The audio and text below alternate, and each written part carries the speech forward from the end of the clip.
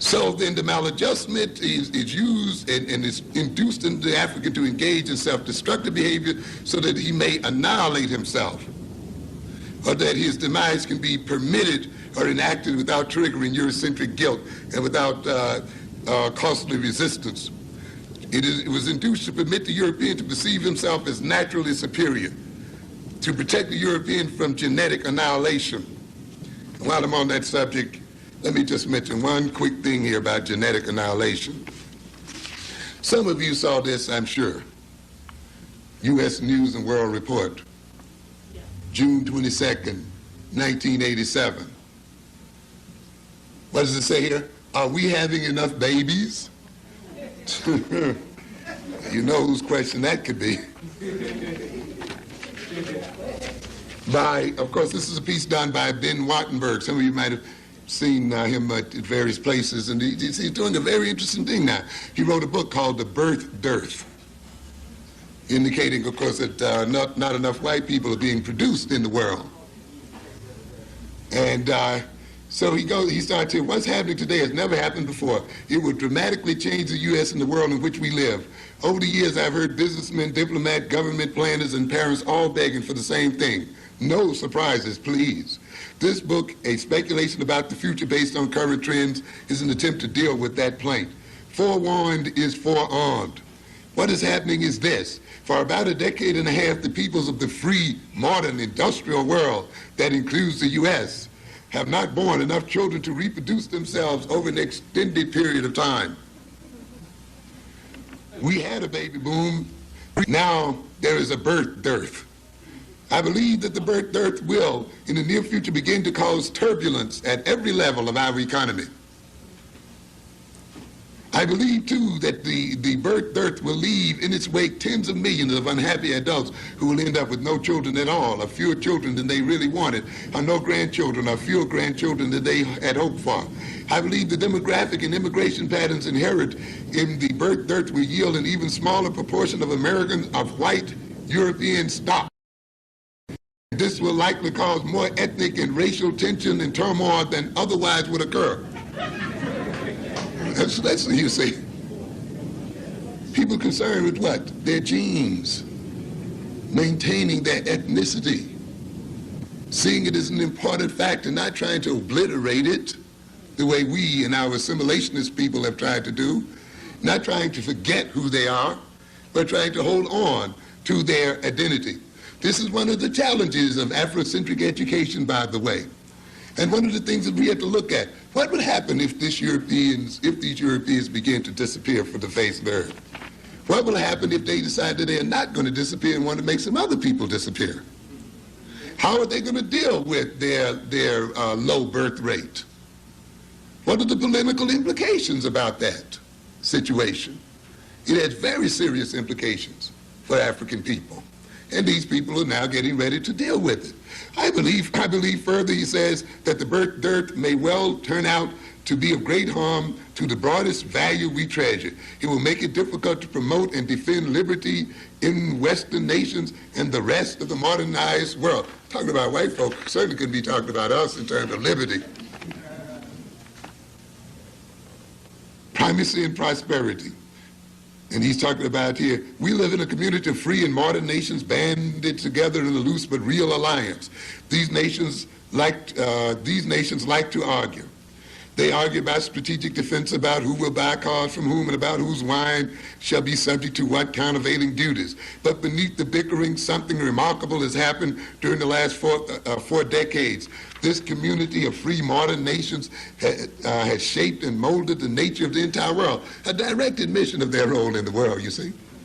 We've shaped and what? Created the world. Now that is being what? Threatened. And what are we going to do about maintaining it? You think that these people are going to let you free? You've got another thought coming. Economically, technologically, culturally, geopolitically, and in many ways militarily as well. In other words, we've shaped it militarily as well. It's interesting sometimes when I see the Europeans talk about their boys being killed, and of course I was being killed along with them.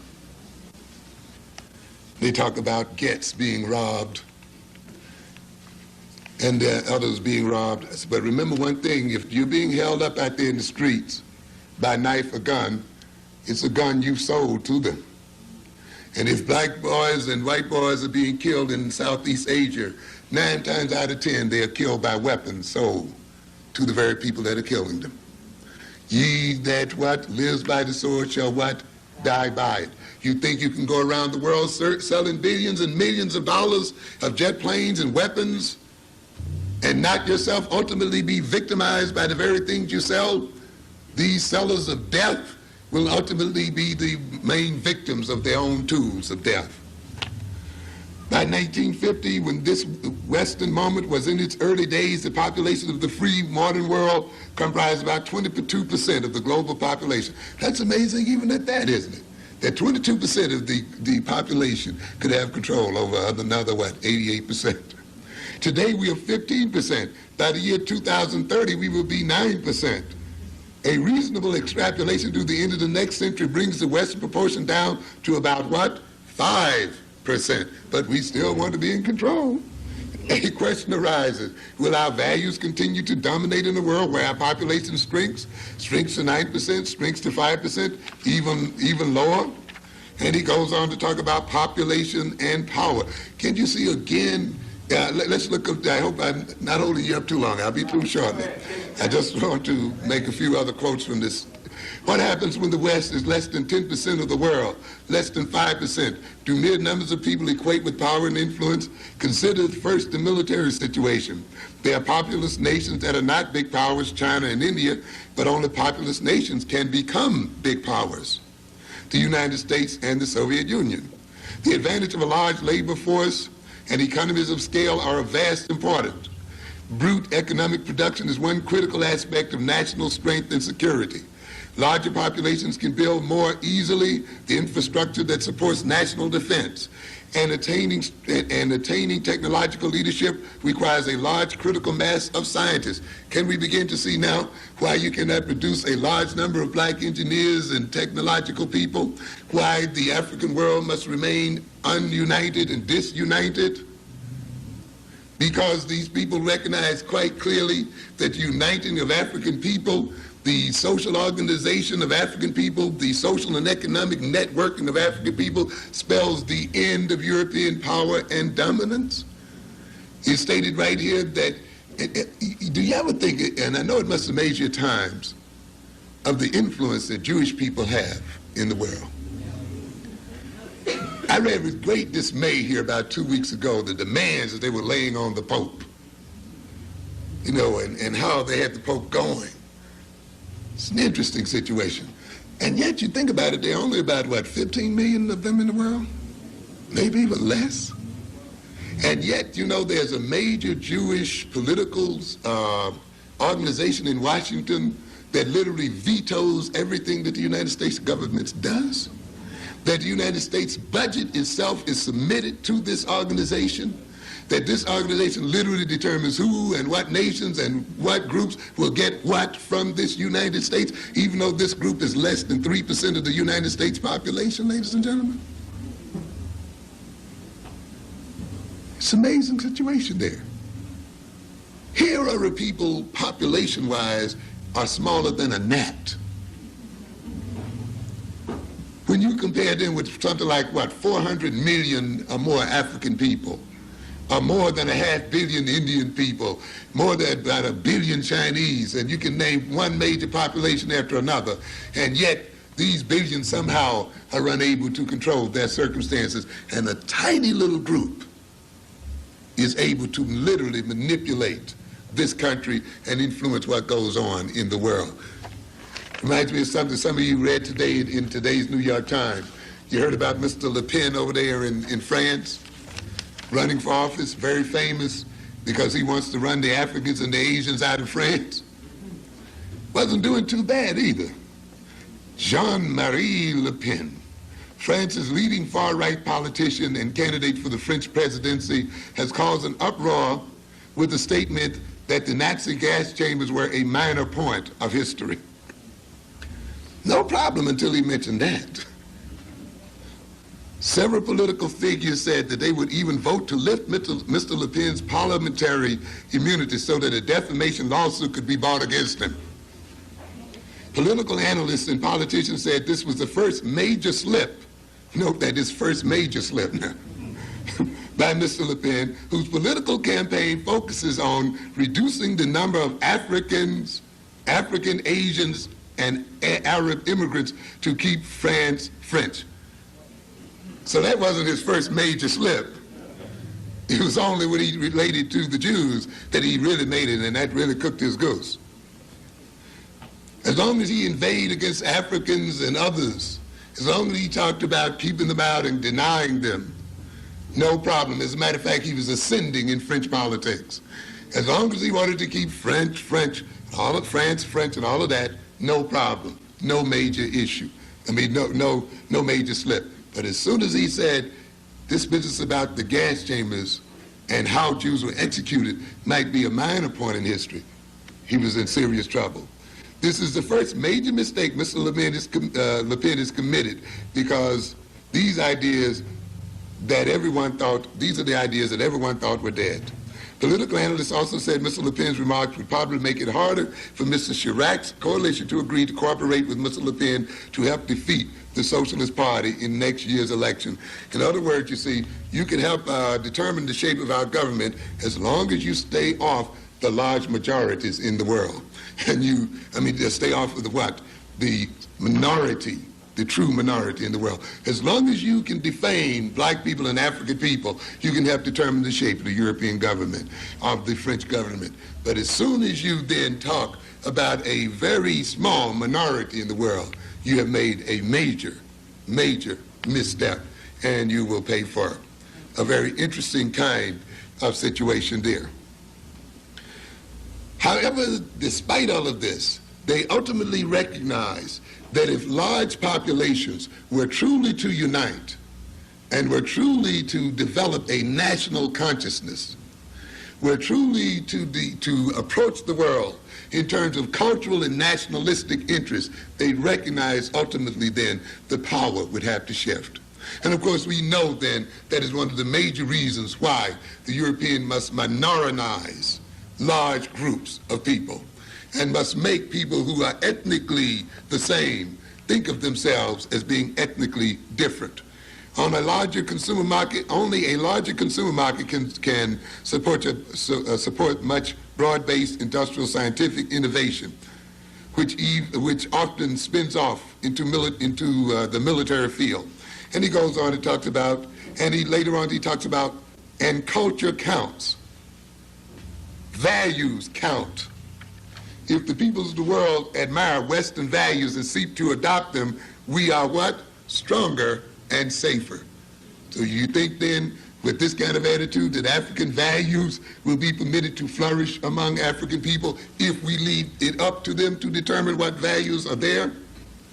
There is another to be poor. Blacks and Hispanics have higher fertility rates than whites, although middle-class blacks have lower fertility rates than middle-class whites. Very interesting situation there as well. Have we, as black people, been so concerned with living in the European lifestyle that we've given up reproduction? No. Yet, many of us who are in the so-called middle class have done exactly that. This situation also illustrates the very deadly nature of European society and its very opposition to African values. You must recognize when you read Freudian psychology, at the bottom of that psychology is a critique of European society. A society that comes to hate sex.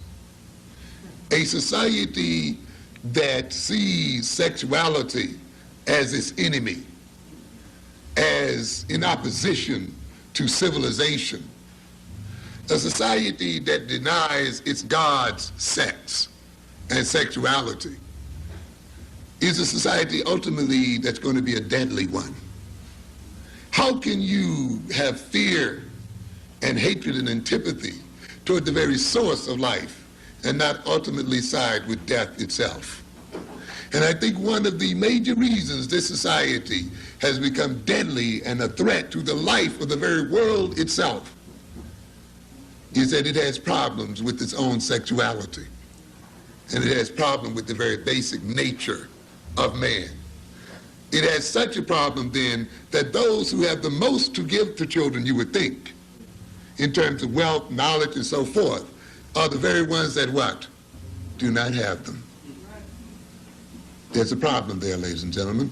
And it's interesting to note then that this is diametrically opposed to the African sense and to African values that look at life and growth and development as a great value. But yet we note as African adopts these European values, they will also adopt the deadly nature of Europeans to the point often of killing their own children or denying them birth or denying them conception in the first place. And now the European is beginning to see the result of the philosophy that they have put forth. What happens in America? He goes, and it's interesting to note that this is one of the challenges. Further, recent immigrants have higher fertility rates than other Americans. By the way, some of you might have read 2 or 3 years ago about the browning of America. The idea that the Hispanics are moving in so rapidly that at the rate they're going, they'll soon be America's largest minority. There will be more Hispanics in this country than blacks. And that at the rate they're going, we'll literally have a brown America. That's a major question we have to deal with too, ladies and gentlemen, by the way. What will happen to the black population in this country as it is outnumbered by the Hispanic population, or as it is balanced off by Asian immigration? That's a challenge that our children must be educated to meet. I know it's a question we hate to deal with, and often we want to lump a lot of problems on the white and non-white, forgetting, though, that we as people have to compete against all people on this earth. Africa has to compete against Latin America as well for markets in this United States and other places. And we have to compete with other non-white people. And the idea then, and we just cannot let then other non-white people just function the way they want to without also looking at it in terms of what it means in terms of our own self-development, growth, and survival as a people. The influx then of Hispanics in this family, in this country, will have a major impact upon the quality of black life in this country. And I think those of you who, of course, go in the black community can already see that. Those of you who may go to Miami can already see it in very clear terms. And in certain parts of New Jersey can see it. And yet it's an issue that we don't want to face. The rate is less than that if illegal immigrants are counted. That and let me go back. Today, fewer than 20% of legal immigrants to America are of white European stock. The rate is even less than that if illegal immigrants are counted in. There is little reason to think this will change. Birth rates in Western Europe are so low these days, there's hardly anyone left to leave. In other words, hardly any whites to come over anymore. Today, about 80% of the current total United States population is of white European stock. At roughly current rates of fertility and immigration, demographers Leon have projected that by the year 2080, the white European share of the U.S. population will be down to 60% and will be shrinking. With a higher rate of immigration, it will only be 50%. Very interesting. Reminds me of that movie, War of the Worlds, you know, when it looked like the aliens were taking over and then they died because of disease. Will the European die out? Will our problem be solved by their mere death? While we may take some pride in that if they don't increase the rate of babies they're having, we may be faced with another problem, though. Are we to get the European off of our backs only to have the Asian and others on our backs?